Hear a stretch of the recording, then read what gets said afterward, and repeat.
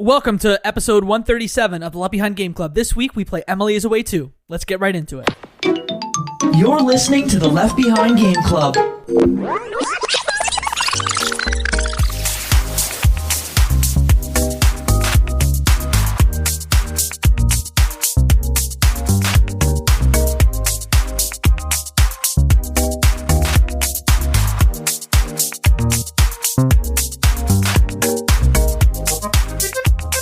Welcome to another episode of Left Behind Game Club, our never-ending attempt to make sure that no game is left behind. I am your host, Michael Ruffalo, and on today's episode, I have three friends.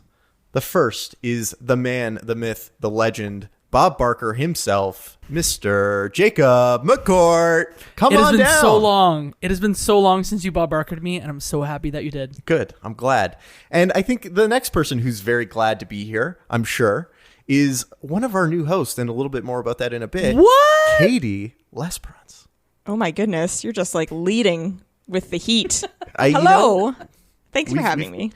We're so glad to have you, and we're glad to have you in a bigger way, and we'll get to that in just a bit. And then beyond that, the man with the new bags under his eyes that are well earned, Mr. Travis Colenutt. Hello. And should we let people in on why you've got some new baggies under the eyes? I'm so tired because I have a new baby, and yay! That's why I'm on this episode, because it's only 2 hours. Really? It's not because we played the last game Yes. of what we're getting into today, which I think should we're just going to get into that right now. It is Emily is Away 2. This same group played Emily is Away 1 on episode 109 of the Left Behind Game Club, if you want to go back and watch it or listen to it. But before we get into that, we've got a special announcement to make, and I think I did a little bit of leaking coming into this. That sounds much grosser than I intended it to. But good thing that she is a nurse. We are bringing Lesbrack herself, Miss Katie Lesperance, on as a host of the Left Behind Game Club. So that means you can expect her to be hosting more episodes, guesting on more episodes, and overall shaping the direction of the pod, dear listener. So buckle up, get ready for more of that glitzy chica. Oh my god. I can't. There's so much. One, that screen name will never leave. It'll never leave me alone. It'll follow me till my grave. And even though I'm a nurse, I'm not dealing with any of your leaking. Nobody's leaking. None of you. Travis's baby. Yeah, that's probably it. He's it's his baby. Mustard. He can deal with that. Yeah, I'll take care of that. I'm really excited. I was And we're flattered excited. and honored to get the invite to join onto the pod. You guys are kind of expanding the team, and I'm really happy to come on board. Excited. We are very, very excited to have you. I don't know if anyone else can see, but Jacob just double fist pumped back and forth. He was either boxing with an invisible ball above his head, or he was very, very excited to have you join the team. And I think it's probably both. the latter. Oh, wow. Okay. Both. I guess it's both. Yeah. Jacob is a man to multitask. Recording a pod is not enough. So without further ado, let's let everyone know what we're talking about today. We are talking about Emily is Away 2, developed by Kyle Seeley and published by Kyle Seeley on Microsoft Windows, Mac OS X, Linux, all the fine PC places to play it. Originally released in May 26th of 2017. But before we get into the details of that game, let's get into the Gauntlet. Dong! Thank you. Oh man, I don't even have to cue Jacob up now. He just knows to We're hit on it. it, baby. There We're we on it, go. baby. Okay, we're flying. We're gonna do the Gauntlet with Mr. Travis Colenutt. Oh my so that God. way you can all get to know him a little bit better if you have not heard his dulcet tones on previous episodes. Let's get into it. The Okay. first one. Have you ever pretended to be sick to get out of playing something, to get out of something so you could play a game instead? No, I'm a good boy. Wow. Look at this goody don't call in two-shoes. sick. I don't call in sick. I don't lie. I don't do any of that stuff. Never. So- Did you drink in high school? Hey. Yes. Jacob, dare you question his child Yes, could I be did. listening I don't back on lie. this. I don't lie. Yes, I did. But I was Okay. role playing as Evelyn. Okay, I had to ask. Wow. Foreshadowing. Okay, next up on the gauntlet is what is your earliest gaming memory?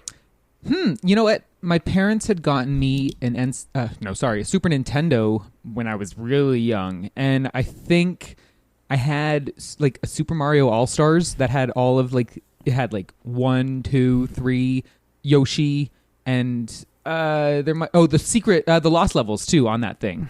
So I had that, and I also had Donkey Kong Country 1. And so like platforming was like my like kind of into like gaming, and that's probably the earliest games that I've ever played. Fantastic. Maybe that's the answer to this, but what game have you spent the most hours on? Actually, no, probably it's Animal Crossing New Horizons. Get outta Let's here. be real. Which Animal Crossing? New The Horizons? newest one, yeah, New Horizons, Wow. yeah. Because I honestly, I mean, if it's gonna say series, it's probably Animal Crossing because I usually will play that like every day, check in for 20 minutes or half an hour every so often. But the last one really like I took off with that one. That one's probably the most that I've ever played. Wow. I thought for sure you were going to say Metroid Fusion, to be honest. I thought it would be a Metroid too. Well, the thing is, I've probably played Metroid Fusion like enough, like over and over and over again. But if we're talking like hour count, like you're not going to get anywhere. Like I'd have to play a lot of Metroid Fusion to put in the hours that I did with Animal Crossing. That makes a lot of sense. Okay, 2 more questions. The next one is, what is your favorite console generation? You know what? I would probably say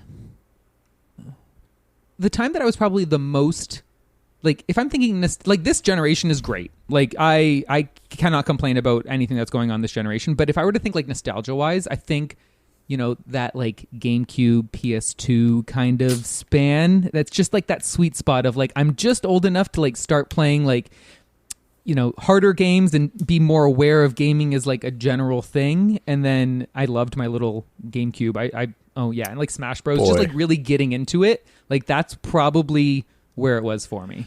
Boy, are we going to get into just being old enough for some of these things.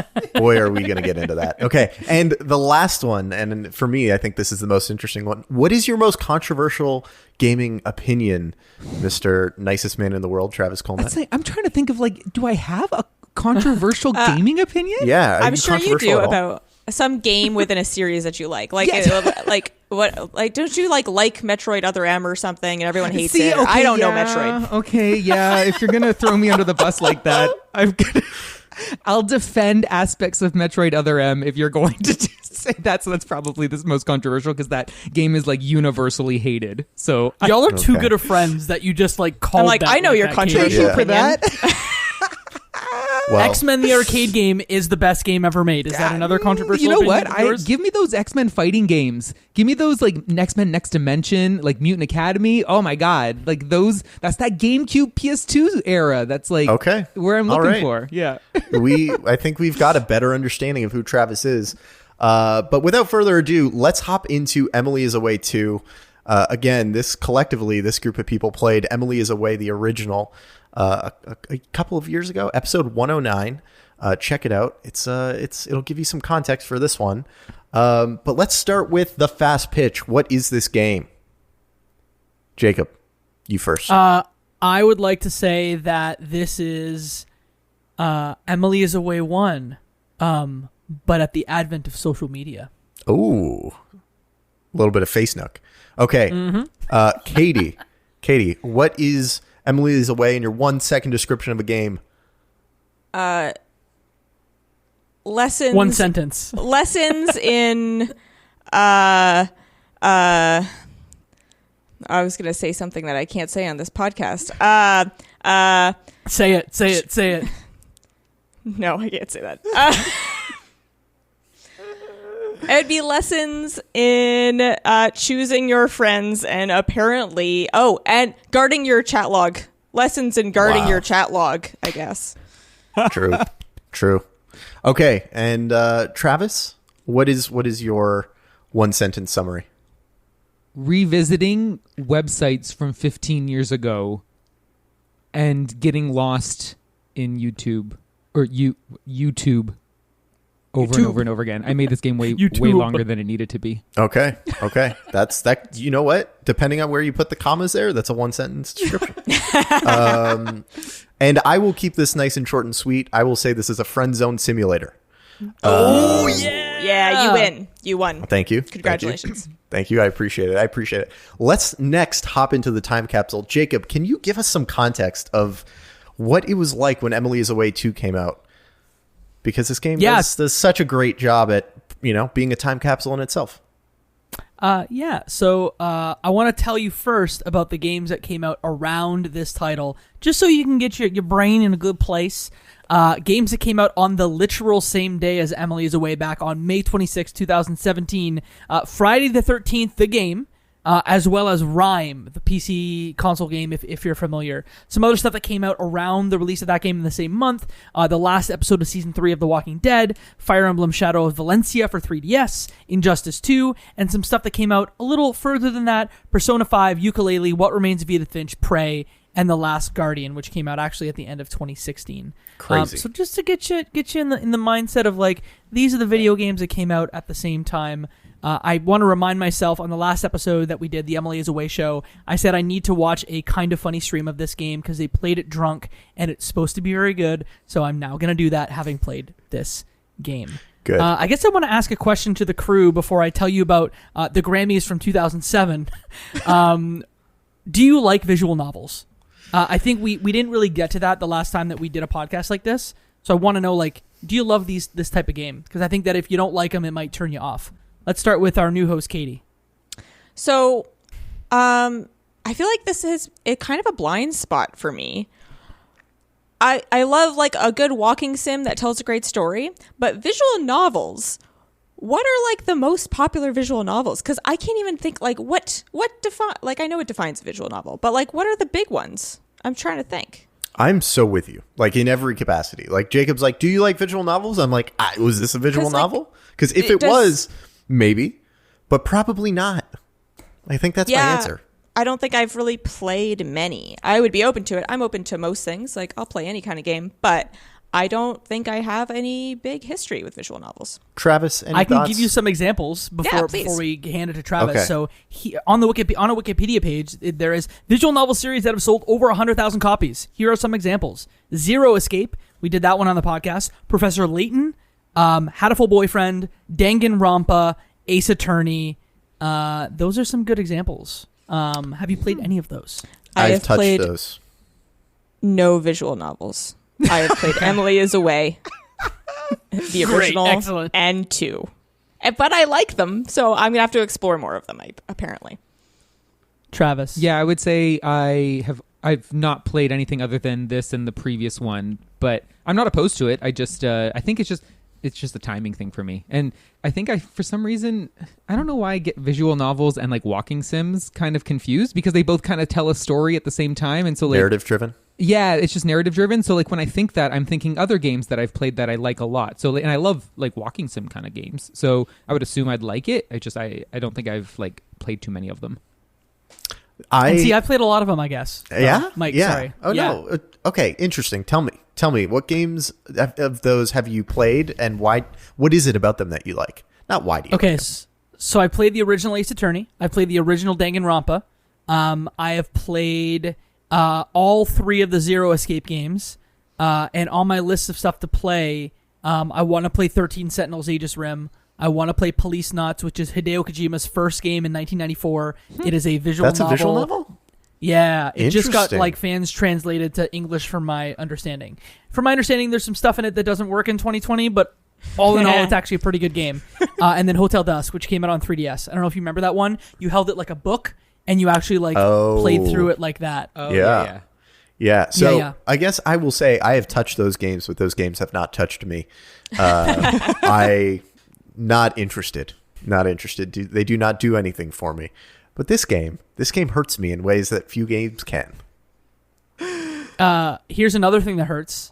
Do you guys want to talk about the 2007 Grammys? Oh, sure. And it's relevant. I don't I swear. understand. I don't love talking understand, Grammys. but let's go for it. Love it.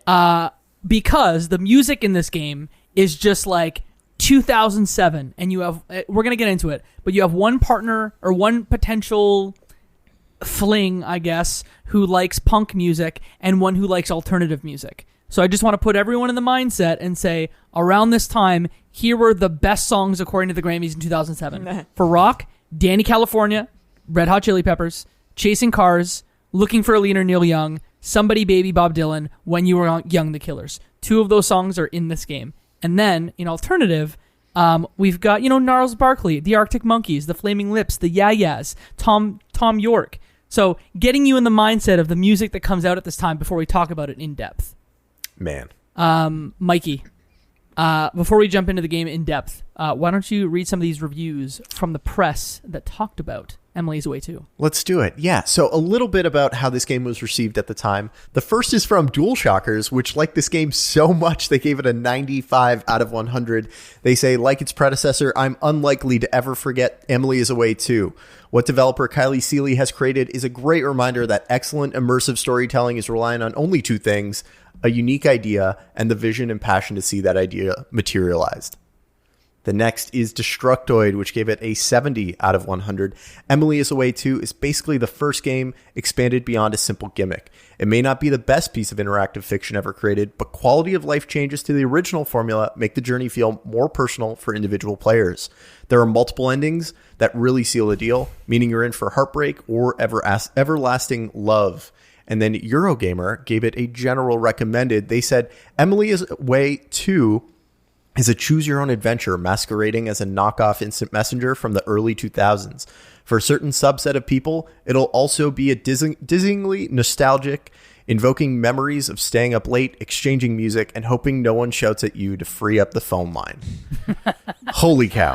Holy cow. So this game, in my reading of some of these reviews, is pretty spot on with how I feel about it, which was very similar to Emily is Away 1, but expands upon it in ways that makes you feel less like a creepy stalker. Generally received well. How do you guys feel? Do those line up with your experience? Yeah, pretty much. It's Emily is Away, and they've added some things that I was trying to remember because the elements that they kind of added in felt super novel, and I was wondering, I didn't remember. I'm like, this wasn't in the first one.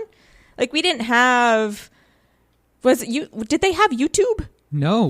Right. So at first, it kind of as soon as that opened up, they kind of give you links and you could click on them and they'll open things up in your whatever browser, whatever internet browser is your default browser, opens up to a page like designed for the game and chat logs that you can download to your own desktop. And it kind of just made it bigger and it made it more expansive and more interesting to kind of mess around with. So I thought it was super interesting. I don't remember if it was Emily or Evelyn, who will tell you who those are in just a minute. But at one point they asked, like, hey, I'm going to send you this chat log. Can you look at it? And they said, and I'm like, where is it? Like, I actually typed to them, where is it? And she's like, oh, just look on your desktop. And I was like, what is this video game? It's like a more modern, like Metal Gear Solid, when they're like, it's on the disc case. Just check the disc case. Yes. And you're like, oh, it's outside of the precise game. Like it's kind of stretching out and reaching into other areas. That was really cool. I got to be honest. I didn't realize until I was completely done the game and I was looking at my desktop that I found them. Oh, no. When it said I downloaded them and I was looking within the client, I was like, I'm missing something. Or I'm not actually supposed to see this, but I'm just supposed to pretend that I can. And I rolled with it. And when I found them on my desktop, my head was spinning. I was like, this is crazy. This is an insane thing. Trying to exit the chat, and it's like, your unsaved data. And I was like, wait, if I exit out, because I'm thinking I have to close the chat log, and I'm trying to exit out, but like really that would like exit the current chapter that I'm in, like in the game. So I almost exited out and lost like my progress at that point without realizing that it was like the real desktop, like behind the thing, which is super interesting. Absolutely. Jacob, why don't you set us up with who the characters are and what we're basically tasked with here? Yeah, so unlike Emily is Away 1, which was set over a few different years, this game is actually set in 1 year, I believe between 2006 and 2007. It is your senior year of high school, grade 12 if you are Canadian, and you are speaking through ICQ, or for my Canadians, MSN Messenger, to principally, actually only to two girls, Emily and Evelyn. Both of these girls are very different in the music they like, their perspective on life, their current relationship statuses, and their relationships to you as the protagonist, who is you name yourself.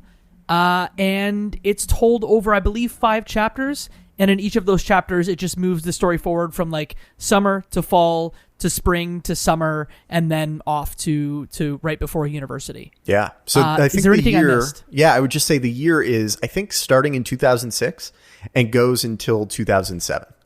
So just to give you a moment in place where all of this comes from, it is quite a pivotal moment in technology. I think we'll get into that as well. Mm-hmm. I want to know how you played it. I think it's not really like either PC or Mac. I played it on PC through Steam. Yeah, same. Samesies. PC through Steam. Yeah. Done. Easy. Easy. Although, I think we should also say it feels like Windows XP. In every way.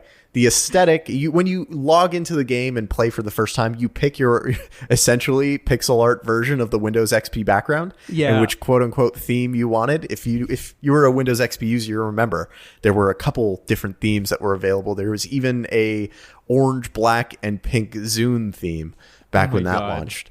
So yeah, there were some interesting themes, and all of the sounds sound like a modem dialing up. It sounds like everything you remember from Windows XP, and it sounds like my heart being broken.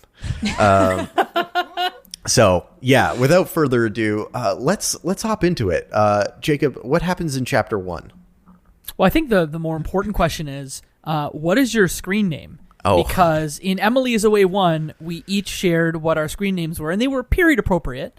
But I don't know if we did the same thing here, because I didn't. Instead of being Banjo Jake 112, which I like Banjo Kazooie, my friends made some really inappropriate comments about what I did 112 times a day. Wow. Really sexual in nature. Really awful. Teenagers are the worst. This time I just went with my kind of online sobriquet, if you will. The Busted Wonder? Oh, baby. That's me, baby. Oh my gosh. MCC Jaco. That's me. No, not that one. Maybe the next game. Okay. Oh my god. Back in high school, when you logged in, it was like we're all from the same school board, Katie, Travis, and I. So to log in, it used to be the last 4 of your last name, or first 4 of your last name, first 4 of your first name. So I would be Meko Jacko, Travis would be Cole Trav, and Katie would be Lesp KT without the E. No, Kate. Oh, Kate. Oh, right. Your birth name is Kate. Caitlin. No, it's not. It's Caitlin. Come on, Jacob. Yeah. I thought we were friends. Yeah. Damn it. Anyway. Okay, now next on the screen names list, I think we have to go to Glitzy Chica herself. Oh God. What did you use for the? I for just the went with screen name? Lesby. Oh, Just changing Lesby. it up. Not Yeah. role playing. Not role playing your younger self. No. I don't know Okay. what it. Honestly, I don't even know what it was. Like I that think was my I remember email. your email. That was my email, but I don't know what my screen name was. I don't even know. I'm gonna blank it out here. I'm not gonna dox you on this podcast. I think your email was KT_LesBronce321@hotmail. Maybe. Yeah, that sounds about right. And you two That listener sounds can like- find out if you pay for our Patreon. You can find out and get exclusive access. That sounds like an email I abandoned years ago. Yeah, sure. I will say that my username was The Roof Is On Fire, which happened to be the username and very first email that I had. The Roof Is On Fire at simpatico.ca. So yeah, if anyone can get access to that, have fun, because I can't. Travis, what was the screen name that you went with? I stuck with the same one that I used the last game, which was 47, which was a user ID that I used on Comic Book Resources, which is like a comic book forum, and I used that to talk about X-Men around this time period. And because I think for MSN, I just literally used Travis, and I was like, well, I guess I'll use 47 again, which is also an Alias Jennifer Garner reference. But Yeah, it is. Oh. yeah. Not a Hitman reference. No. Alias all the way. Alias all the way. Okay. That's right. Good to know. Starting chapter 1, you pick your profile picture, which everyone had one, and you build out your profile, which often included different quotes from different songs. It picked up different movie quotes, and just life sayings. But before we get into any of that, I do want to know how you built that. But I have a couple of questions for you. The first is, what was your favorite type of music? Was it punk, alternative, or hip hop? Like generally, or like in this game? No, in the game. Okay. Honestly, it's funny because I don't mind. I like punk and I like alternative. You have to pick one. That's the thing about this game. It is It's so so binary. frustrating. They're like, no, what do you like? No, man. And I therefore, straight up. Yeah. I did pick alternative for like both of it, but I didn't dislike any of the punk songs that Evelyn was giving me. I was just like, I like this. Travis, you don't know. As a teenager, you have very strong opinions, and you can only like one thing. And the thing that everyone else likes, you can't like. It's just the rules. I'm sorry. And to break also, if that punk song is not actually punk enough punk, then it is a pop song or an alternative song, and you are a poser, and that's I feel not like punk the at all. windows between these two types of genres of music are very, very thin. And I was like, this is punk, this is alternative. No wonder I had no friends. Do you like vanilla or French vanilla? Like, what? Because the other's for losers. Yeah. I rolled with punk. Okay, personally, good to know. Which Jacob, I've always what'd been you a do? big punk fan, so. I rolled with alternative because at this point, Wow. and what's funny is in the game, like one of the last chapters had Graduation by Kanye West. Yeah. And I think that album was the album that turned me on to That was the hip-hop. turning point for you. That was the literal turning point in my musical like adoration. Yeah. And so I started alternative, but I'm like, where did hip hop go? Wow. good to Flashing know. lights? Yeah. Wow. Okay. So this brings me to the bigger question that I was trying to get at, which is, did you role play this game, or did you create your own character? You know, did you create a character to play through this, or did you play through this as an adolescent version of you? I'll go first. I started by role playing this, and then it hurt so much I started fixing the mistakes that I made as a kid. I gotta be honest. Just gotta be honest. I was like, I gotta fix my mistakes, and I guess we'll get into that. Jacob, what'd you do? I did it a little differently than you in that I don't think I went in with a particular style, which is actually really weird for me because usually I have a like role play in mind. The Big Bad Wolf. A Big Bad Wolf. That's a good series. But I could feel myself like falling back into old patterns because I recognize being in the friend zone really well. And what's funny, and I hope that neither of them listen to this, but I was friend zoned by both an Emily and an Evelyn. So this was retreading some real great territory for me. Do I know one of them? Nope. Let's not talk about it. Katie, how about you? Nope, hard pass. Nope. I kind of played it like a adolescent me. Yeah, I was like, yeah, I like punk. I liked punk then. I still like punk. I was like, yeah, I'll go with punk. And also the first person who asked me the question was the person who really liked punk. So she's like, oh, what do you like? I was like, yeah, I like punk. So I was like, I'm in. But if it was just like in a list, I'd be like, I don't know. But again, like Travis said, I have a broad range of likes. So I ended up going with punk, and I was like, yeah, actually that kind of suits where I was at the time. So I kind of ended up doing adolescent me. It's Okay. weird because I feel like I said I liked both to both of them. I can't remember exactly, but like, Are you people pleaser? yeah, honestly, if we're going to say, did I role play? No, I didn't, because I played as a people pleaser, which is me to a T. So I pretty much played myself, and maybe it was a younger could say version that of again. myself. Yeah, I played. But yeah, I pretty much played like as myself, but I trying to be the ultimate friend, and then yeah, we'll get to it. I can only imagine. Okay, so now let's get into building the profile. The first picture I used was a Gears of War icon. Nice. I don't remember what lyrics I quoted, but boy, you could bet that they were alternative as hell. And then it was always, okay, I got to be honest. Like I role played this. So it was always alternative lyric, pretentious film, and then dark quote about life.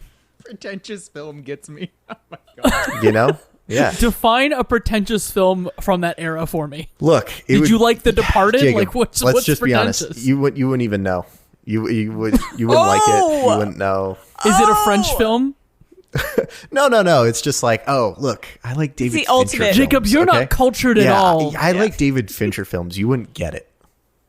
Okay. You like The ultimate 300, pretentious okay? response. You like 300. I've never watched 300. I don't believe that. I believe you were listening to that. This is Sparta Techno Remix and kicking people into holes. Can you cover that for me real fast? I cannot, but it's in the game. You can find it. It is. YTM&D, man. That's it. What did your profiles look like? Did you have a certain thing that you went with, a certain recipe? So now that you say this, I'm like, oh no, I didn't like specifically roleplay. I was just like, no, what do I like? What did I like at the time? So there was I had some Sims 2. I had a lot of Harry Potter. But then I had like some Amy Winehouse, and I was like, but that's not punk. But I was like, screw them. They can't tell me what to do. I like Amy Winehouse. It doesn't matter if it's not punk. So yeah, I did some of that. I did Lost. I had the Lost Dharma Initiative logo. Katie, like, good grief. Is it the same? Did we just basically do the same? Sims 2 and the Dharma Initiative one were definitely two of the icons that I used. I think the other one was like the Linkin Park symbol. Yeah. And then I think I might have reused Linkin Park in the last year because I don't recall I don't think there was one in the last year that I knew anything about. So Similar to you, Katie, I also had some conflict. I had a Lupe Fiasco lyric because I really loved the Cool when that came out. And I was like, but this doesn't vibe with the rest of my thing. And, that's who I was back then. So, Jacob, what did you do? Yeah, living my best life all the time. I went with the Phrase album, How to Save a Life, because I actually really like that album. Not as much as Snow Patrol, which was in the first game, I think, and what is also in this game. But, we're vibing. Good. Okay, so Jacob, I feel you're better prepared to do this than just about any of us. What happens in the setup of this game? What happens chapter by chapter?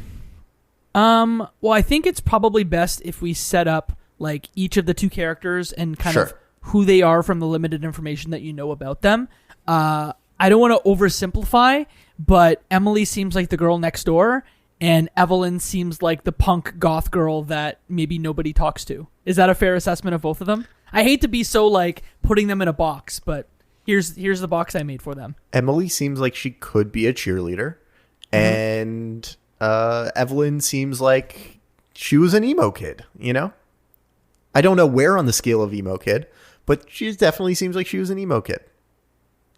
I feel like she really wanted to be a cool emo kid. Yes. Like, I feel like that's where, we'll get into it. But I felt like, at first, I did not know where I was going to sit. Because I was like, well, there's two of them.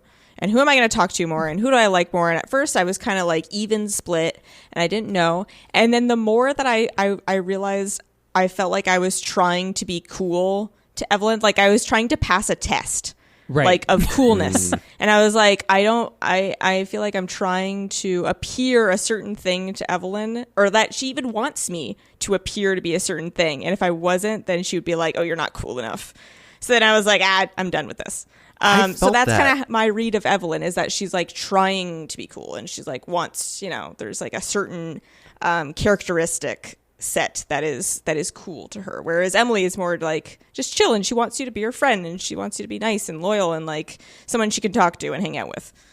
But see, Evelyn is that type of person that like makes me want to have her like me, right? Like that's the problem, is like she may be trying to be cool, but I'm like, you're so cool, please like me. I'll like anything you like, it doesn't matter, right? Like she just has that vibe where like it just comes across as like a confident, and like she like, for someone who like, she may be not confident, but for someone with less confidence than her, you're looking at her and you're like, you're so cool, please like me. And it's I'm sorry for all the ways you were hurt, Travis. Yeah. It brings back the demons, doesn't it? Oh yeah, it does. But I relate to that. Just to be honest, like I related to reading that and feeling like, man, she really wants me to answer this same way. She wants me to answer that I like the same thing she likes. It felt like I was pressured into it. Yeah. In some ways. And maybe it was just good writing, but it really did feel that way. The two other characters that need to be talked about here are the, I guess, significant others of Emily and Evelyn, or at least the boys that they talk about. Jeff and Steve.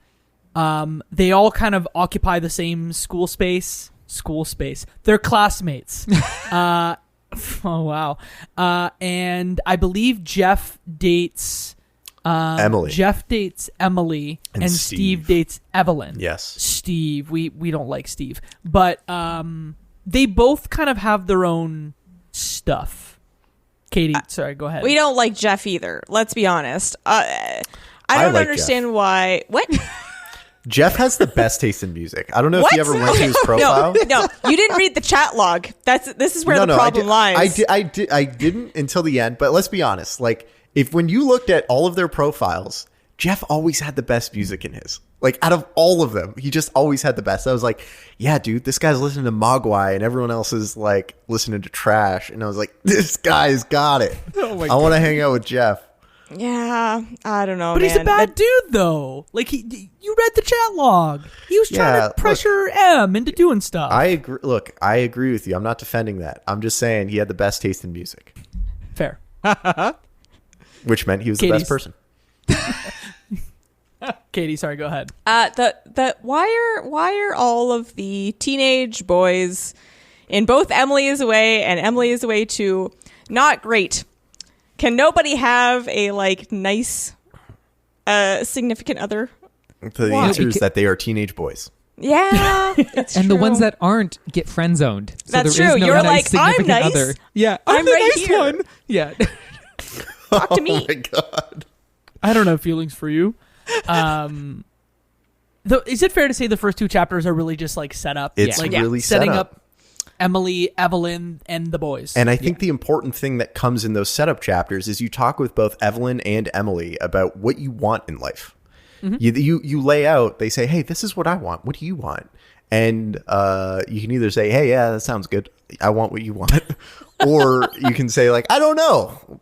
Or I know what I want and it's not what you want. It's different. And you bear the risk of not being with them.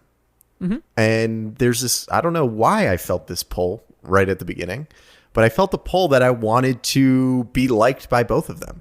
I felt like an awkward teenage boy playing this, where I was like, I have no idea, but I want you to like me. And it made me feel like I wanted to answer things that I didn't know. And in fact, I flipped my answers talking from one to the other, not because I actually felt one way and lied about it, but only because I put myself in a teenage boy's shoes and I'm like, I have no idea what I want. What you're saying sounds good. And then when the other one says it, I was like, yeah, that sounds good too. I'd be down for that. There was no strong feeling there. Yeah, see, and I felt the same way where I was pulled by Evelyn, where I was like, you're so cool. I want you to like me. And then I realized Emily was very much the type of girl. It's weird. Evelyn's she was the hot, cool chick to me, the hot, punk chick that didn't give a didn't care about anyone at all. And that was the vibe I got, where Emily was such a girl next door type that I also was oh, you're nice, but also you're kind of a mess. And I mean, Evelyn was too, but she just seemed more adult and more mm-hmm. But I think that made Evelyn feel less obtainable, where Emily to me felt more obtainable. I didn't make an active choice between the two, but it was definitely a weird oh, I'm kind of gravitating towards Evelyn early on, and then it was this abrupt turn towards Emily later on in the game for me. See, Travis, it's funny. I had the exact opposite of you. Interesting. Where I felt an attraction, or I felt like I should gravitate myself towards Emily, but just through conversations, I ended up going towards Evelyn. And there's a thing that happened in my game that I'm sure happened to at least one of you, that I made a mistake. Yes. That essentially made me choose, or said you now only have one option, sir, and it's this. Me too. Yeah. Same thing. Most of the questions, I stayed with my answer for either one. Except for the one that was like, do you want a family? Because of the way it was phrased in either one was a little bit different, and it was kind of vague. And like, oh, the one was asked, do you see yourself settling down like right after college? And I was like, well, no, but that doesn't mean I don't want a family. Like, I want you as my defense attorney. It's a vague question that is not specific, and that doesn't mean I don't want kids or I do want kids. And it was so that was the one that tripped me up, because also just personally, it's not something that I have a strong stance on either way.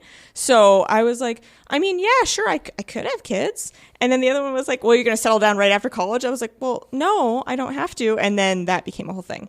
But for the Evelyn and Emily, Evelyn just felt like she was trying too hard to be cool to me. And I just found that really, it didn't jive with me at all, where I was like, no, you're trying too hard and I'm going to have to try too hard. And we're not just relaxed and ourselves, and you're talking about how cool you are and how you're partying so hard. And I was like, all right, whatever. This is too much for me. Like, you're too high maintenance in a weird way. So yeah, no, in a very teenage sense. Yes. It was like talking about alcohol, talking about parties, and I don't know how y'all did, but I was just basically like, yeah, I played myself in some instances where I guess I did. I fell into it. I didn't intend to be myself, but I ended up falling into it because I didn't have my first drink till I was 17, I think. And so at that stage, I wouldn't have had a drink. So I said, like, I don't really drink because I don't like the taste, which is like, I just thought Smirnoff was the only thing that you could drink when you were like 16 years old. So I'm like, ugh, alcohol, yucky. But they were also so immature. I felt both of them, one more so than the other, just in like the way they were talking about like New York, for example, just being like, I'm going to go to New York and I'm going to like experience life. Like that is such like a 15-year-old thing to do. Dude, like, those are my 25-year-old friends. Like, they're still trying to escape the town that we grew up in because they think, but attainable then. Yeah. But that's the thing. You have those dreams when you're a teenager and you don't know what you want and you think this is the life I'm going to craft for myself. And like as an adult, like 15 years removed from that, you're like, oh yeah, that's silly. But like playing this game, you're like, I can't jive with any of this, but you just kind of like roll with it, right? Because you're like, okay, you're just a kid. The other thing that stands out to me that this game is very American in that they have fake IDs to buy alcohol, and they're like, you know, they're like seniors or whatever, and it's like, oh, in Canada that's like not a problem. Like, that's just not an issue. I mean, context. In some provinces, it's as low as 18 to drink. So, like, even if you're doing, like, an extra year of high school, which is also a very Canadian thing, you could just buy alcohol if you're in, like, your grade 13 or your senior year 2, I guess.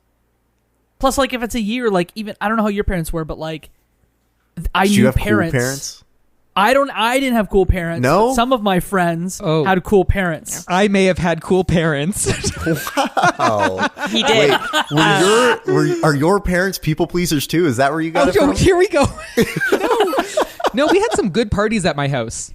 Let's just say. We had some good parties at my house. Yeah. It was good. I did not have cool parents. I had cool older siblings.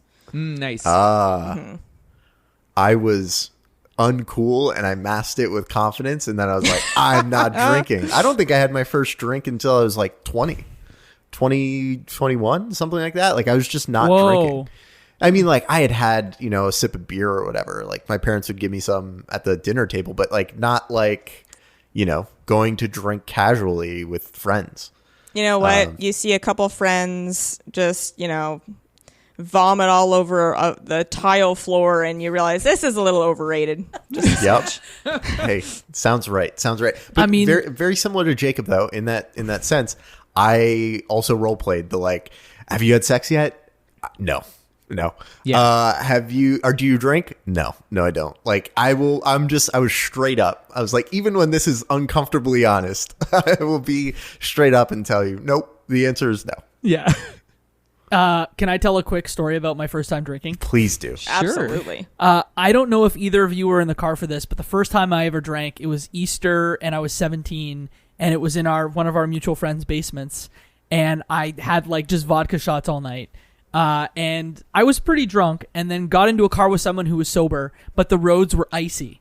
And I remember very distinctly that there was black ice, and they like turned the car around like on an empty road. Thank God nothing happened. But for a very long time, I was like, I can never drink again because I almost died, and this is karma coming to get me. Oh my God. Amazing. Chapter 3. Chapter 3. Rocky relationships. Is it chapter 3? Oh no, yeah, it is. Go move along. This is the I think my favorite part of the whole game, just because I think it does something incredibly clever. In that you get hints that both Emily and Evelyn are unhappy in their relationships with Jeff and Steve for different reasons. They may or may not at one point have sent you chat logs, which was like such a throwback to like be sent someone else's chat logs. I was like, what is this, a 3-way phone call that I'm secretly talking about a girl and that girl's on the phone? That also didn't happen to me. Wink. But yeah, let's not go there either. But essentially, both of them want to have a conversation with you because they've come to rely on you as a good friend about their partners doing something upsetting. And the thing that happens is mechanically, because it's such a high pressure conversation, you have to choose and flip back and forth between the conversations, and each conversation has a timer. Mm-hmm. Someone take over and talk about this very important part of the game. Let me hop in here. I was so good at tabbing between and typing for both because back in the day, I used to have a whole monitor filled with MSN windows. Of course you did. Different windows, and it was kind of like, those people that play multiple poker tables at the same time. I was playing multiple chats at the same time, and just tabbing between them and typing, and you could see them all, and you could see who's typing, and you're ready to go to the next one. In this game, if you hit tab, you go to the other chat and just have to hit 1, 2, or 3 and then mash on some keys and hit enter. And I was so good. I swear I was getting the full combo for both of them until it was essential. I think the game just knew I was very good at this. They make it impossible at a certain point. If they're like, no, this is going to come to a conclusion. You're going to upset one of them. So frustrating. But I will end my segment here by saying I chose Emily. So you chose or were forced to choose? Yeah. Well, I mean, yeah. I look, when the timer's going out, you pick the one that you care more about, or that you think you care more about, right? I cared more about Emily. Her name's in the title. So yeah, and that's the thing. The way this mechanic worked with the time limit, it very much gave me that flashback to when you're instant messaging in high school with your friends, you are actively sitting in front of a computer. That is what you are doing, right? You don't really get this sense of time pressure anymore when you're texting because it's your phone, right? You can put that away. You may be doing something else. There's no sense of well, what else are you doing? Why aren't you talking to me, right? Also, you're an adult. Yes. And you have other things. Yes. We all have bigger concerns unless it's a very serious conversation. Right. But if it's that serious, we're probably going to call each other. But that's the thing. It's it's 11 p.m. at night. You're chatting with two people, but you're having a serious conversation, right? Mm-hmm. And so that time pressure of I need to be on it to answer your I have to be there for you because you both want me to be there for you. It worked really, really well, the way that mechanic kind of played itself out, because you can't get that nowadays with text. You don't have that time pressure the same way. Yeah, you can. I guess, but you can. No, because here's the modern day equivalent for the Gen Zers. It's X person is typing on Snapchat. I see. It is also the 3 dots in the bottom of your text message that are coming up to show someone's typing, and then the dots disappear. In the same way that it showed on Messenger, hey, this person is typing, and then something's being deleted, or they stop typing and now they're typing again. That is what the bouncing dots are. Yeah, it is kind of they saw this message, see that they saw the message but they didn't respond. It is exactly. But you just have to be good at just kind of pulling down the push notification and then not and reading it and then okay, I'm not looking at that, opening it right now. Wow. What? I don't do that. I made a fatal mistake in my game. Ooh. Oh no, you ended up on the wrong one, the one that you didn't want, died? Right? Oh. After what happened, I wish my character was dead, because I was talking to Emily and Evelyn, and essentially they're basically saying hey, one of them is wants me to go to this party, one of them is pressuring me, blah blah blah. And so the thing that I did, I was flipping back and forth, but I don't know if the game tricked me or if I was not following along with who I was talking to, because one of the options came up of like the other conversation, and it just didn't make sense. It was like she was talking about like going to dating a guy, and then I say, oh, how about that party? And in this case, it was Emily, and Emily said, wait, what are you talking about? Are you focused on me or not? Yeah. See, and I was forced to choose Evelyn. See, I had the same thing where I'm talking with Emily about her wanting to break up with Jeff, and I'm talking to Evelyn about her not wanting to talk to the guy that she kind of had a fling with a while ago.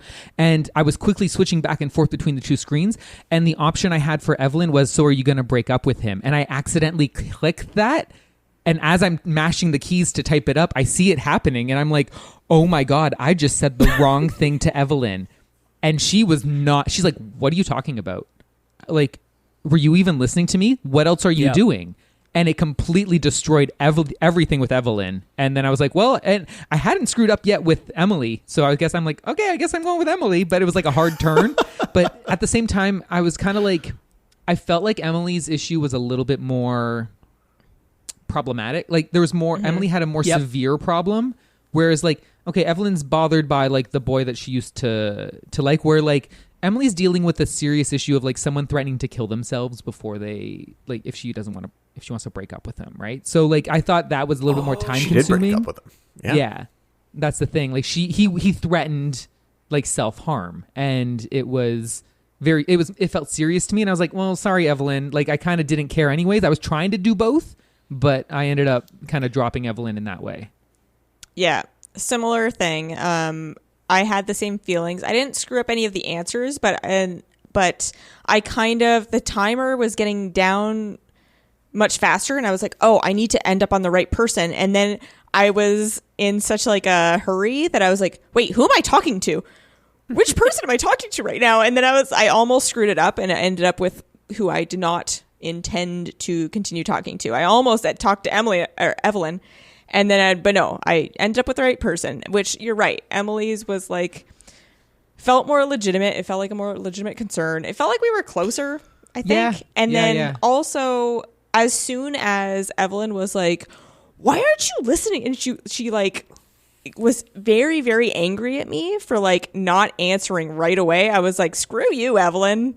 Like I don't care anymore. Like as soon as she was so angry about something like that, very felt entitled. Kind of just small and illegitimate, I was like, okay, I can't deal with this if you're going to freak out if I don't answer within 5 seconds, which Emily would have done the same thing, but it doesn't matter. On that note, so for me, I think Evelyn was talking about being really down and not feeling very good. And it seemed like it was a conversation about mental health. Oh, like yeah, she seemed depressed for sure. Yes. Yeah. Absolutely. Yeah, and like alone. It definitely didn't feel like less important or severe. Like honestly, it felt a little bit more important, but I just knew my attention was like, I'm more interested in Emily right now. And I might have only been reading. This game's forcing me to pick. I think it might have felt more important because I cared more, because it became apparent that I cared more about Emily.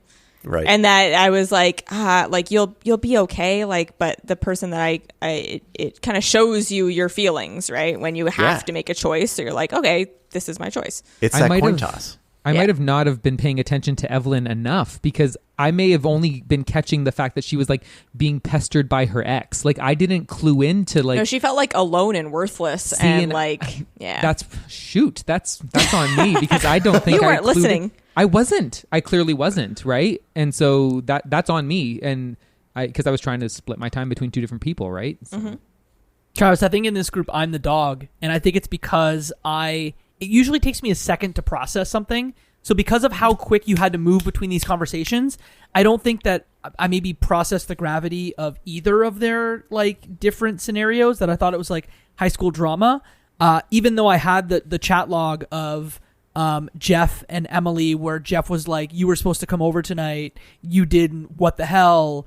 But I don't think it ever got to either like a dire mental health problem and a like threat of self-harm. And maybe it's just because I didn't realize what was going on because I had to move so fast between conversations. Like we're talking like 4 seconds at most to like choose, smash the keyboard, hit tab, go over, and they set you up to either fail or need to choose one person at that stage that you want to go with. So if I'm just to summarize here, everyone here is with Emily except me. I'm with Evelyn, right? Yeah. Yours is Evelyn is away. Ours is Emily is away.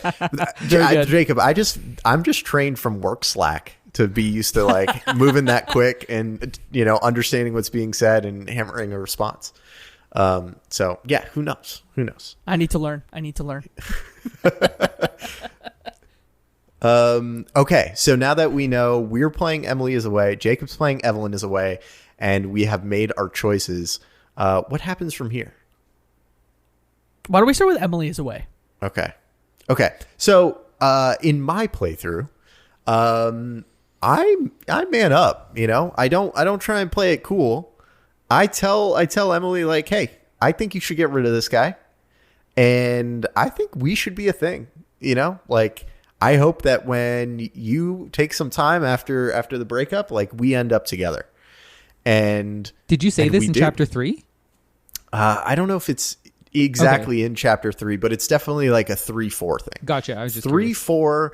I walk her through breaking up with Jeff. I say, hey, tell his parents. Yeah, same. Step away and let him know that it is over. Yeah. And by the way, let's go out sometime. And that was, that was me fixing things for like, preteen or teen Mike, I was fixing some life mistakes there. And, so that was the extent of my playthrough up until that point. I don't think we want to get to the ending yet, right? What happened for you, Travis? So I did the same thing where I told her that I think she should tell his parents. Like she needs to tell someone and still break up with him. But I did not. Yeah, I didn't imply that I wanted to date her at all. Okay. There was none of that. Like I'm always here for you. We're really great friends. Blah blah blah blah. That kind of typical like we're such great friends. But also I was just like, you're going through some like harsh stuff, and I didn't want to like just jump the gun and be like, hey, I'm available. Like. But. Yeah, so I did that, and that's kind of where I think even chapter 4 was a lot of like of that. It was just like establishing where you kind of are, and at that point I still hadn't ever mentioned any kind of feelings for her. So my chapter 4 was we're straight on dating, and we're going to prom together. We're going to prom. We're doing it. We're doing it.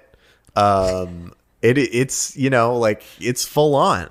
We went to prom as friends. Like we went to prom as friends. Like we carpooled together, and then we had like a fun night out afterwards where we just drove around, like and had like a really good like. Really, we're playing Friend Zone Simulator. Yeah. And so like we went to prom as we carpooled together. We were really good friends. We had a great time.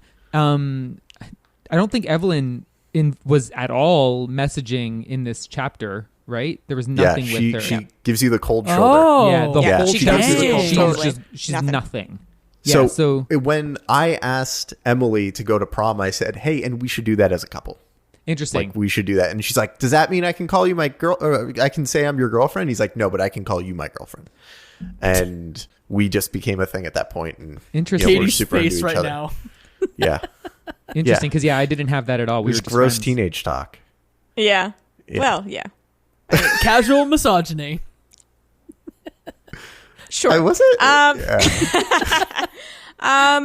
So I did a similar thing where I told her to break up with him anyway. Said that she should tell his parents because that felt like the most. I don't know, not like cops. I was like, don't tell the police. I was like, I don't know, just tell his parents. Like anyway. But and then in chapter 4, I asked her to the prom and said that we should go as a couple. So I kind of did the similar thing. Although I will say, me and Travis went to prom as friends together. Actually, this is the truth. This is the truth. Not as a we should be a couple. We're not a couple. We're friends. As actual friends, just because we were both dorky in high school and had no one else. And we were like, we should go because that'll be fun. Should go. Yeah, we'll have a fun time. Yeah, it was a fun time. We had a great time. Yeah, it was great. So You guys get that a was limo and drink afterwards or what? We went to some grad party. I think there was after prom some party. after party, and there was a bonfire, and I remember getting really drunk. And that's Me too. That's about it. Yep. Someone walked through the fire. Yeah, Bit of a blur. Yeah, Remember that? I think so. Didn't see that. That sounds like a great time. Are I you was puking by a 89s tree. or 90s? Apparently, I didn't see that 89s. at all. We're 89s. Okay, Yeah. so the same age as the characters in this. Yeah. You must- Oh, No, actually, cool. we are. Yeah, I noticed that. So yeah, I took the similar path as Mike. Okay, so that's Emily is away. What happened in Evelyn is away? So I think y'all talked about the gravity of Emily's situation being more gravity than Evelyn's situation, and I think this chapter proves that. Evelyn essentially is just like, "Hey, best friend," and I'm like, "Oh boy." And then we talk about like what's gonna happen. One of Evelyn's friends is planning an anti-prom, and so you by the end of the conversation So say punk like, rock. "Don't do that. Like, come to prom with me." And then it eventually comes to like, are we gonna go as more than friends? And then we become boyfriend and girlfriend, you know? Wow. Interesting. Good job, man. Emily does talk to me though. Oh, she does. Oh. What's the conversation Yes. like? And it really feeds into my ending. What happens? Emily is like, "Hey, it's been a while since we've spoken.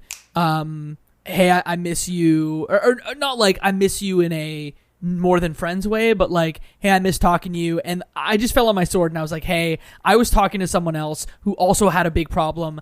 I'm so sorry. I meant nothing by it." And then we just end the conversation. And there's one really poignant moment near the end where we end up having a nickname for each other. And I think with M, it's M.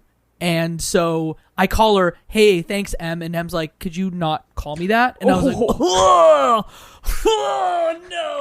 Ouch. But we end up talking by the end and leave it with a deuces at the end. Wow. Yeah. Now that you mention that, similar thing happened with the other storyline with Emily is Away, Right, where yeah. Evelyn kind of comes back and is like, "Hey, we haven't talked in a while. I kind of freaked out on you. Sorry Yes. about that. Maybe that wasn't warranted. And what was actually going on? And oh, I'm sorry." And like I very much stood my ground though. I was like, "No, I'm not sorry. Like I had this going on. You freaked out, and I will accept your apology." And kind of moved on from there. But yeah, so it actually ended up being pretty similar. Yeah, there was like, I think she even like says that you freaked out, and you actually get an opportunity to maybe like shoot yourself in the foot, because she's like, "Well, what were you talking about?" And there were like three options, and one was like, "Well, I promise not to tell," like whatever, and like, or like, "Oh, I was dealing with my friend Emily and her boyfriend problems," and like you could have been honest, and I Wow. yeah, and I You're not used the supposed like to say. yeah, I said like supposed to say. I said I promise Yeah. not to tell. Like Same here. But I saw that and I was like, "You're trying to trick me into getting Emily to get mad at me." That's how I was like, "I see you, game." Like All I wanted to say is that one thing I didn't mention in the Evelyn part is she sent me a dope cover. She almost was speaking to me of the phrase "over my head cable car" by A Day to Remember. And I listened to it and I was like, okay. We have a great question at the end to talk about music, so I'll leave that there, but that was something I got a huge kick out of. And then The Diary of Jane by Breaking Benjamin played right afterwards, and I was like, yup, let's go. Yes. Yep. I had a very similar thing. I was completely honest with her, and I said, "I can't tell you, but like it was important, and I promised that I wouldn't share. And I'm sorry I couldn't be there for you. I really should have been there for you, but I just couldn't be both places at the same time." Like I think the thing that was frustrating for me about my ending, which I think many of us will probably get to very shortly, is that it felt like it was just like a lose-lose. Of like, there's nothing I could have done except say words that were not in the computer for me to type. Yes. I'll save the end of my playthrough until we get there, but Okay. no, there is something you could have done. I know, I know, but I'm just saying, like, it felt like I shouldn't have lost, but I did lose. Yeah. It felt unfair for yeah. sure. Yes. That you're like, Yes. no, if this was an actual conversation, like this would be more nuanced, and I could say, well, I have different feelings about it, and this is how the question was phrased, and this is how I feel, and you know, it's a fluid thing in my life, and I am 17, And You're who the just a hell manipulator, knows? Katie. And it's- You're just a but- manipulator. Yeah, I'm a manipulator. I'm Yeah. manipulative, and I'm just trying to use her, which that hurt. That kind of hurt my feelings Really a little did. bit. It really did. I was like, that's not me, but okay, fine. Exactly. The one thing that I will add, because Jacob brought this up, I played pretty much the entire game with YouTube open. Yes. Nice. And allowing the playlist to just keep going and rotating between songs. And holy cow, did it just like it just does so much for making that time and space of like, oh man, this Arctic Monkeys song, and then this like, you know, the Strokes song, and then just all of these different songs really stitched together this moment in time that for me was like, you know, I was not born in '89, but I was very close, and it just felt like a moment, you know? Mm-hmm. I am going to put in the show notes a playlist on Spotify from Jamie Peacock, who took all of the music that you could possibly encounter in the game and put it in a Spotify playlist, and it is super dope. I will tell you, for the last few days, I have been singing Stone Sour's Through Glass. Oh, no. And I can't... I just walk around the house going, I'm looking at you through the glass, don't know how much time has passed, Oh, and I no. can't stop. I can't stop. I was I'm going to share crush. this. I'm gonna crush that playlist tonight. That's all. Feels so bad for Jess. I was gonna share this later, but when I saw Stone Sour Through Glass on the playlist of songs, I'm sorry, but if we're talking about things that you pretended to like in order to seem cool, Stone Sour cool Through Yeah, that Glass it's not great. It's not Is great. that I song agree. for That me. like that. Totally agree. Honestly, I feel like I had a lot of friends that really liked that song. I feel like I can think of one friend in particular that really liked that song. And I feel like, did MSN Messenger allow you to see what the person was Yes. currently playing music-wise? Yes. And Yeah. I know that a certain somebody played it nonstop. And it was Is it just the one like, that just sang it to us? no, surprisingly not. But I was all on Coldplay at that point, my guy. Okay. Like, I was all speed of sound. And Coldplay was whatever. one of the songs that rotated through. yeah, and so like to see that song, and I was like, oh man, the feeling of not liking something and having to pretend to like it to seem cool, that is that song. Like down to like even the title, like the name of like Stone Sour. I just can't get. It's stupid. Yeah. Sounds like I a beer. I just Sounds like a beer. dumb. It's not great. It's just dumb. That's that one song when you. Oh my god, I can't even with that. Brought We're gonna me have to back. talk. We're gonna have to talk off pod because I'm not sure who. Because I honestly I have guesses. wasn't on MSN Messenger that much because I was You weren't. No. I was kind of lonery and I was like, I don't know, I was a little antisocial and like I don't know, I kept to myself a lot. And Lots of drama happened on MSN Messenger, and you just weren't part of the drama. I was not. No, I was like, tell me when we're all just hanging out and everyone's fine. Like, Yeah. I don't know. That's where, and I just heard about the drama, and then you guys would come out to school and you'd be like, this happened. I'd be like, all right, cool. I was in my room listening to like Linkin Park or something. I don't know. Like, I was good doing whatever I was doing, but I wasn't on there that much. I would like pop in now and then, but not a lot.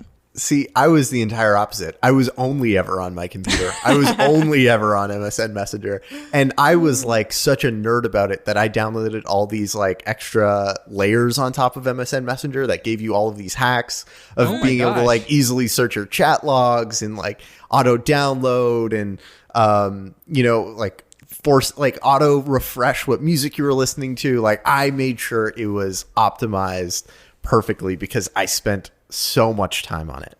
So you're saying you got good at MSN Messenger? That was the best. Couldn't you put like That was Snake the on that best. program or something? You could do Weren't everything. there minefield? Yeah, you could have shared games. You could play games That's with people it. on there. Oh my gosh. Yeah. So there was everything. There was everything, and I had it all, and I was optimized to hell and back. So yeah, that was me. The one for me that like shook me to my core was when I opened up Emily's Facenook profile. I looked at her list of likes, and in the music section was "She Wants Revenge," and I was like, wow, my head was just spinning because it reminded me of how much I listened to "Tear You Apart" by She Wants Revenge. And I listened to it on the YouTube player inside the game, and it just brought me back to high school in a way that I didn't want to. And yeah, holy cow. That's all I can say, quite frankly. Holy cow. I would like to credit Story of Her Pod for asking that exact question. If we listened to what were your favorite YouTube songs to revisit, and we gave him that answer. So there you go. Well, I did not like Stone Sour, but yes. You did all at the my time. Friends, you pretended to. That's true. Yeah, teenage Travis was like, I like it. No, but I legitimately liked Rise Against. Like, Rise, yeah. I saw Rise Against and I was like, oh my God, Rise Against. I have not heard them in forever. I was so excited. I've listened to All My Friends by LCD, but still, when that came on at the end, I was like, oh, this is it. Let's let it go. Yeah. No, love it. For Always me, a it great was song. it was Sigur Rós. When I got sent a link to Sigur Rós. Of course. I was like, of course it is. yes, give me this weird fake Icelandic language. That's what I want. Oh my Would you say that you heard Through Glass and you said, oh God, it feels like forever? Jacob, don't do this to us. swear. Just because a bad thing happened to you does not mean a bad thing has to happen to us.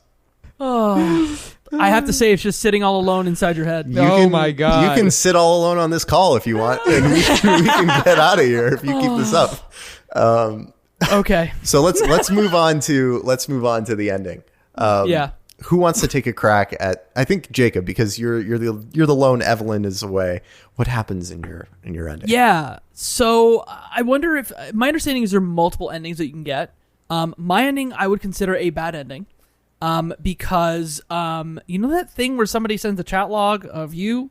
What ends up happening is Evelyn says, "Hey, or Emily talks to you first and says, "Hey, I'm so sorry. Something happened. You should talk to Evelyn." And I was like, "Okay." Talk to Evelyn, and Emily.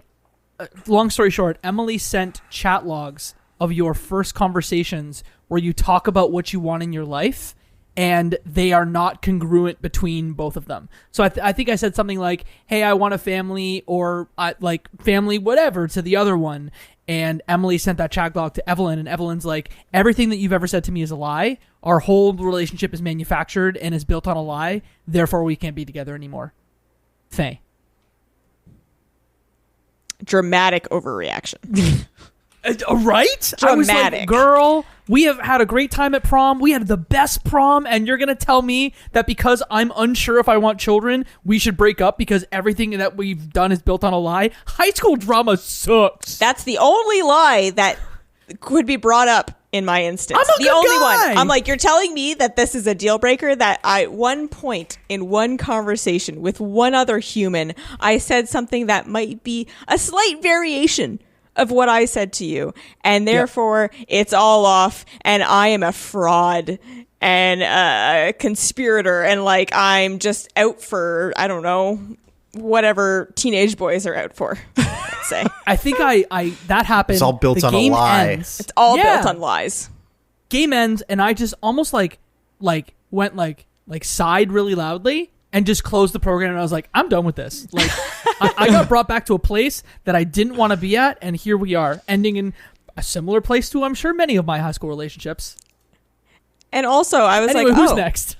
I was like, oh, I'm good with this. I was like, oh, fine. After we went back and forth for a little bit, and she was like, nope, it's all a lie. I was like, fine. Glad I don't have to deal with this nonsense anymore. I'm an adult now. Bye, I think they Emily. said something like, college is coming up anyway, so like, I was like, So I guess it doesn't Okay. matter anymore. Okay. Yeah. you don't I guess matter, this we love don't isn't matter. real. We're living in the Matrix. But yeah, no, I felt that like bubbling up, like that, like rising, like this isn't fair, and like this isn't real, and like this, It's like you wanted to just like rise the against it. unfairness of it all. And like I felt a little, not upset, but I felt a little offended at that this fake person thinks that I'm a liar. And then I'm so with you. Yeah. And then I was like, fine. If you think I'm a liar, fine. I guess we're done then. The other thing that it highlighted, which I thought was so, I don't know, like mature in a dumb kind of way, like in the very first like conversation you have when you're talking through like what you want in life and what are the things you liked, what kind of movies do you like, stuff like that.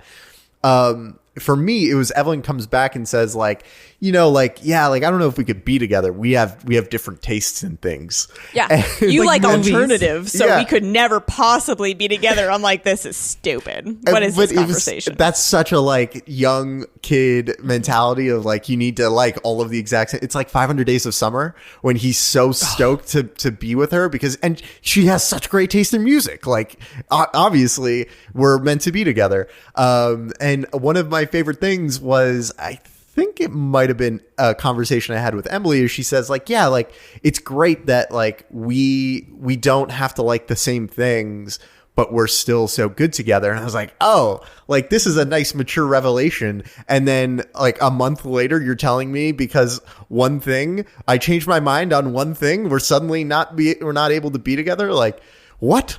But Preach. Yeah, I'm honestly surprised the game allowed us to get together and be a relationship because I thought there would be too much context that the player misses by them having an active relationship that you don't get to see and don't get to know. But yeah, I kind of knew like you're not supposed to make it to the end, but I'm still disappointed that I wasn't able to. I had the exact same thing as you, Katie. Travis, you're being awfully quiet. Did you get something different that happened? Are y'all done being mad? Yes, tell us. Happy Did it time. work for you? And Did it work also, for you? so we've rewritten high school, is what you're saying. Kinda. So at this point, I had stayed friends with Emily the whole entire way. I made up with Evelyn, like we were good. You find the discovery that they were in class together. And when I had a conversation, I was like still friends with Emily, and Evelyn was the one I had made mad. And so Emily's like, oh, I talked to your friend Evelyn, blah, blah, blah. And after, like, she's like, yeah, nothing. She said nothing bad. Like, she had nothing but good things to say about you. And I realized, oh my God, I must have been consistent across both like conversations the entire way. Even to the point where like I said I wanted to settle down and Emily said she didn't want to settle down, but I still was truthful about like what I wanted. And because of that, at the end, when we were talking about, me and Emily were talking about like, oh, like you're going away to school. I'm going to school here, blah, blah, blah. It wasn't going to work. She was like, I really don't want to lose you. I've never had a best friend like you. I've never had an anyone like you before. And I got 3 options to select. And one was maybe we're just great friends, or want a date. And I stood and I stared at those 3 options for a very long time.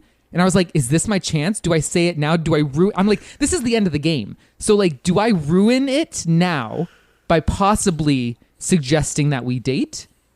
And I ended up like, and high school me would have never done this. But like adult me would have been like, Get 'em. Well, adult me was like, maybe we're more. And so I said, maybe we're more. And she was like, oh my gosh, I've been wanting you to tell me this for such a long time. I'm so happy. Are we going to start dating? Blah, blah, blah. And we ended up dating and being together, and we're happy. And that's the end of the game. Like I had a happy ending.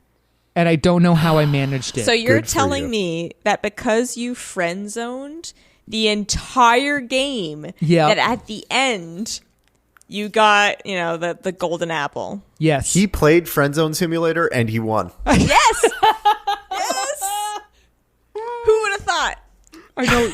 Y'all are so mad, and I'm sitting here like, man, like I'm okay. Like this didn't hurt me. Like Emily is away one did. Like this. The nice did not guy hurt me. finished first. It happened. Oh my god. For once. It's true. It's true. I couldn't Wow. believe it. You know what? It was luck because I didn't intentionally maintain my stories between both girls. I just probably didn't end up lying at one point, or if I did, it wasn't. We didn't lie either.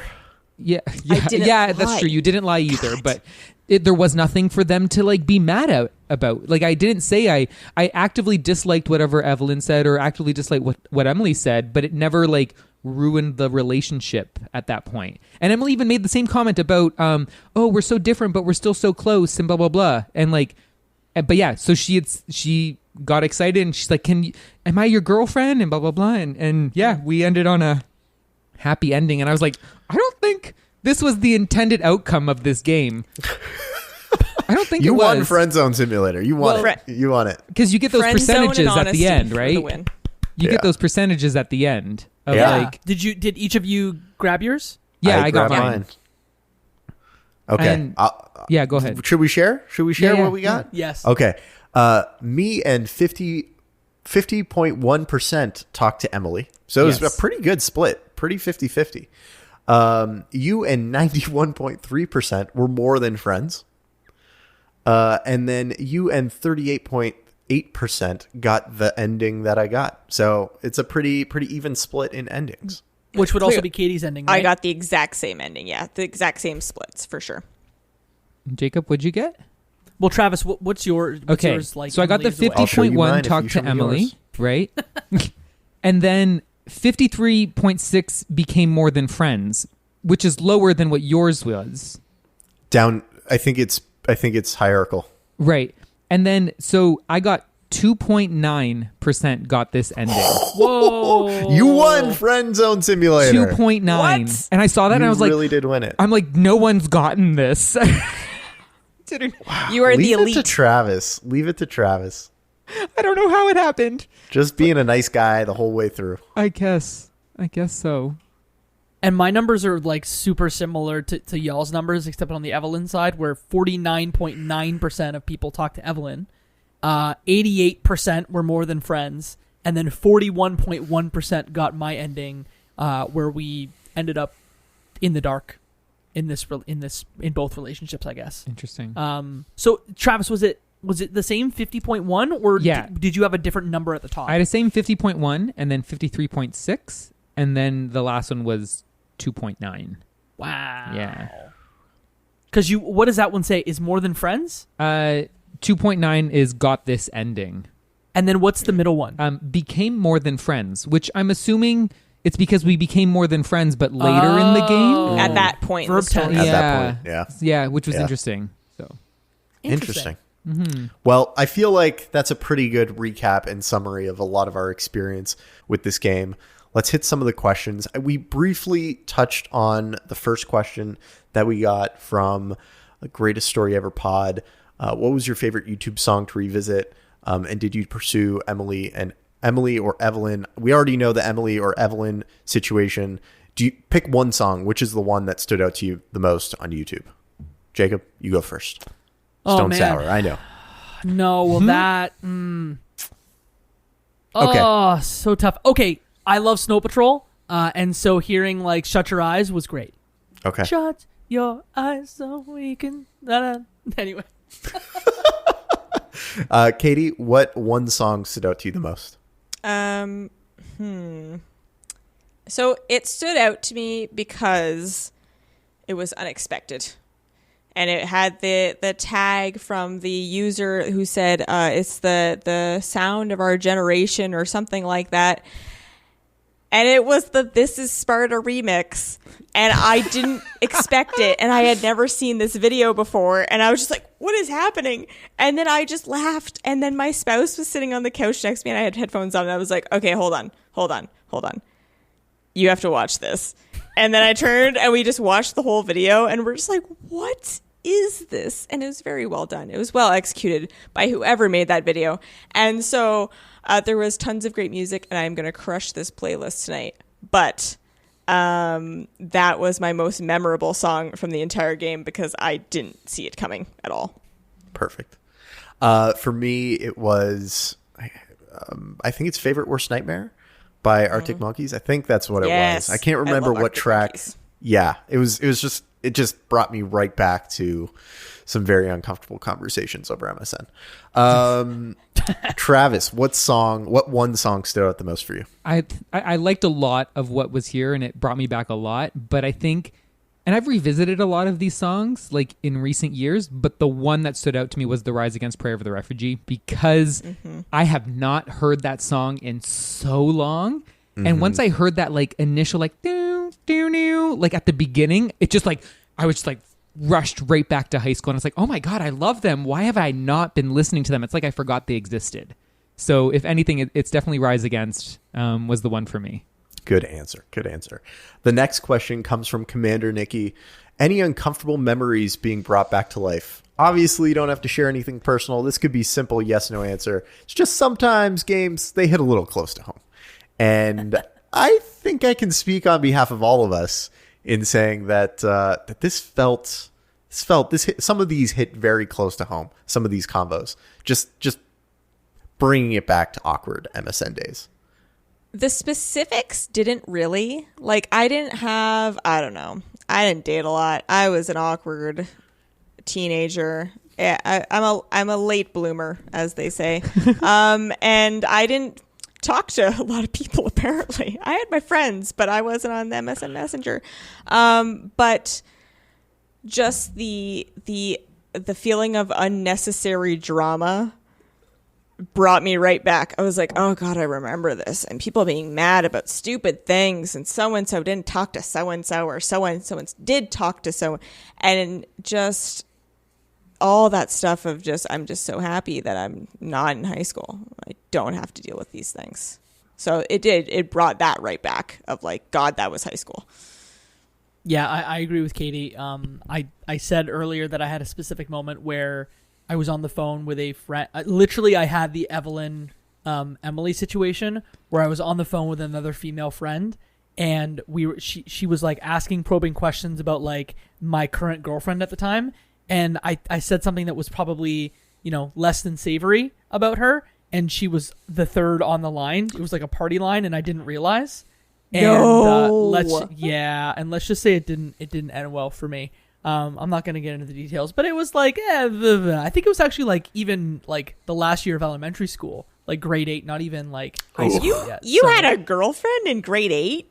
Barely. They don't. Jake was out there holding hands in the place. Oh my goodness! Yeah. In the schoolyard. Just holding everyone's hands. Player for sure. Travis, any specific moments? Probably just the sense of like this weird, I don't like the word longing, but like the sense of like, I really like you and I want to tell you how I feel. Oh, unrequited love for sure. Yeah. Or even unrequited crushes. Yes. Just being like, I'm just here and you don't even know. Yeah. Like just the amount of crushes I had in high school that went for so long of me just being like, I really like this person, but I'm just going to be a really nice friend, and maybe they'll notice that. But being too afraid to say or do anything about it. And then if there was a crush that maybe someone liked me back, I was completely oblivious to it. So that, yeah. Yep. You mean you and your wife? Yeah,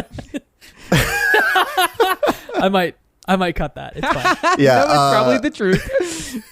I guess the one other thing that really stands out, and I feel like it's the same moment in Emily is Away, the original, which is typing something, seeing your character delete it because it's too honest or straightforward, and typing something else that like deflects away from what you actually want to say.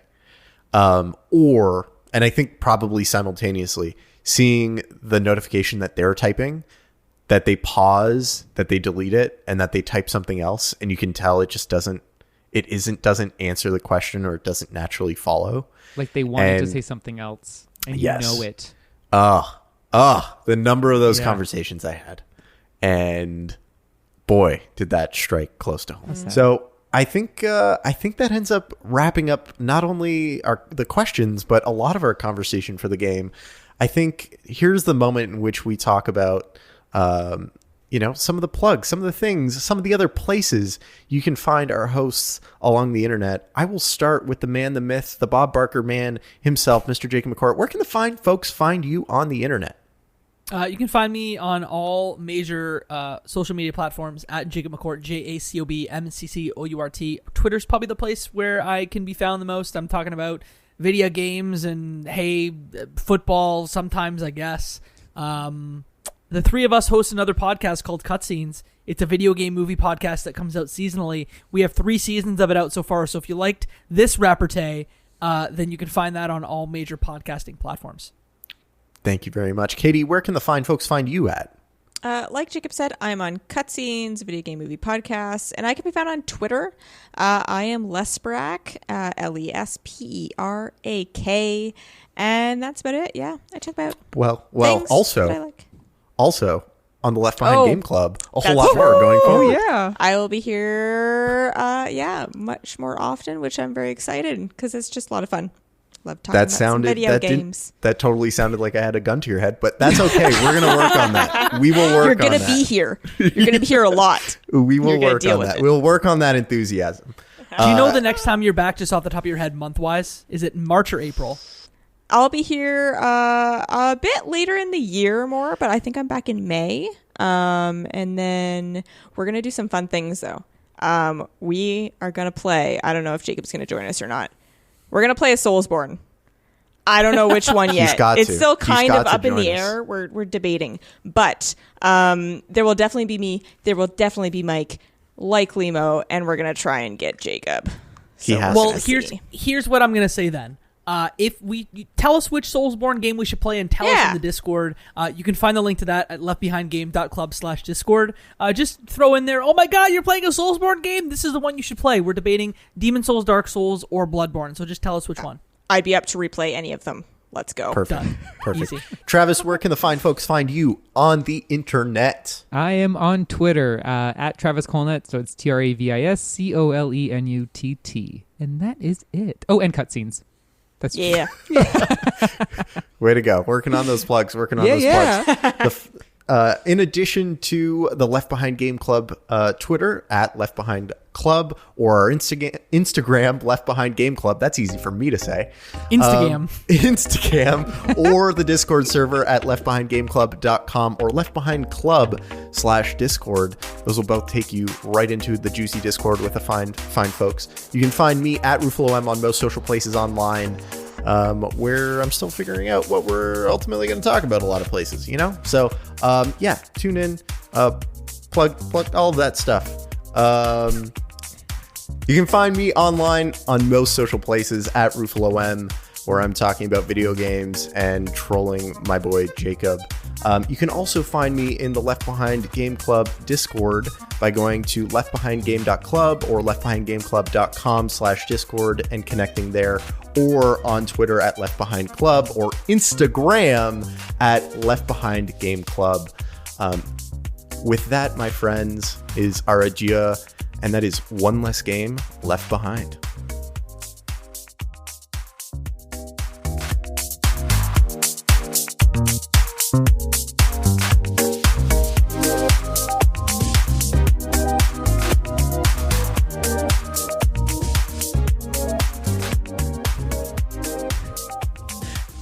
Anything else? Mike's not used to doing this. No, I'm definitely not.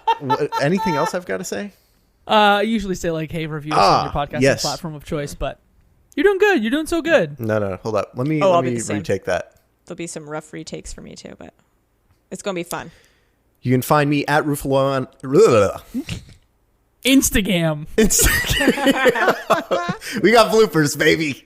I just thought of a grandma there. Bloopers. Where's Gammy? Instagram. Here I come for your cheeks, little boy. Hey, I'm Jacob McCord. I'm Katie Lesbrance. And I'm Travis Colenutt. We are hosting a brand new podcast called Cutscenes. There are tons of video game podcasts and tons of TV film podcasts, but we're going to bring you the intersection of both and talk about video game, movies, and TV. I know what you're thinking. Aren't most of them not very good? Wrong. Some of them are fine. And we're going to tell you all about them. Make sure to subscribe on your podcasting platform of choice. Follow us on Twitter at cutscenes_pod. And most importantly, give us a listen. See you soon. Cutscenes, a video game movie podcast.